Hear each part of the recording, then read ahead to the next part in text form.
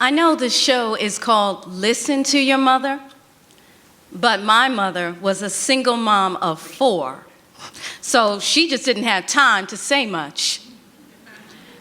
She was too busy doing to lecture us kids about much of anything.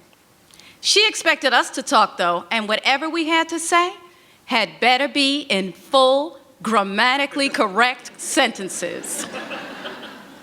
In fact, I could never nod my head yes or no to answer a question without hearing her say, "Don't shake your head, talk." Just as she expected us to talk, she expected us to read too, even though she never had time to read to us. She was too busy reading herself. I learned to love reading by following her example. My mother rode the New York City subway with a book or a newspaper in her hand, me by her side. She'd get so into whatever she was reading, she'd laugh out loud on the train. I wanted to be just as thoroughly engrossed as she was. One day, on a subway car, my mom quietly passed me the comic section of the newspaper, probably just to keep me quiet, while she read the front page and the rest of it.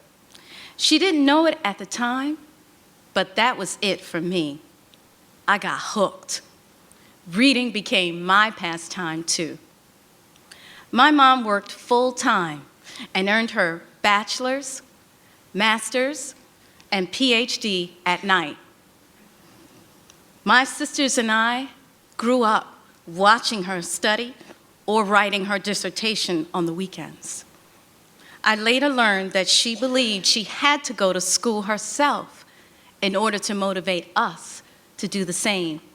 She wanted all 4 of us to go to college, and frankly, that kept her away from home a lot. And she usually was not home before I went to bed. From reading the comic section of the paper, I had learned about all kinds of word games where you had to fill in the missing letters or the clue words to solve a puzzle.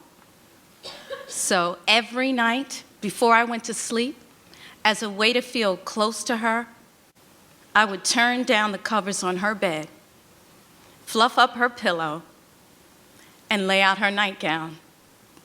And on top of her nightgown, I would leave a note for her, a note that always included a puzzle that I had made for her to do.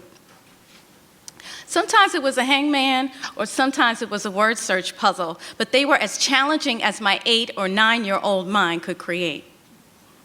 In the morning, I would wake up at the crack of dawn and go directly to her room. I did not pass go. I did not collect 200.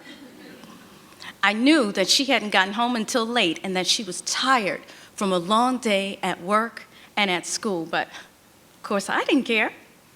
I just made a beeline to her room to check to see whether she had done my word search puzzle. I can't explain why, but at first, when I started to leave my mother puzzles, something in me wanted to find them unfinished. I wanted to be able to say, "Aha, you didn't do my puzzle." And on an unconscious level, I think I was afraid of what that would mean, of how that would make me feel. I was afraid of thinking, "I knew it. You don't really love me. That's why you're never home." But my mother didn't give me the opportunity to face those fears. Quickly, I learned that each morning, I would find that not only had she done my puzzle, but she had written a short love note back to me with lots of X's and O's at the bottom. So I kept making those puzzles, and she kept on doing them, night after night. And we never talked about it, but I know she knew how much those puzzles meant to me. By finishing my simple puzzles, my mother showed me that even though she was crazy busy, she would always make time for me. Now, don't get me wrong, word puzzles don't solve everything, and things in our house were far from perfect. My mom not being around, that was tough. But she did what she had to do to make a better life for me and my 3 sisters. I get that now. Like my mother, I'm trying to walk the walk of motherhood rather than just talk the talk. To teach my son by example. Now, a lot has changed in this world since I left those word puzzles on my mother's nightgown.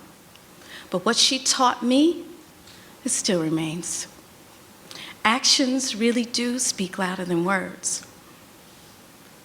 And if I can be half the mom she was, I'll be happy.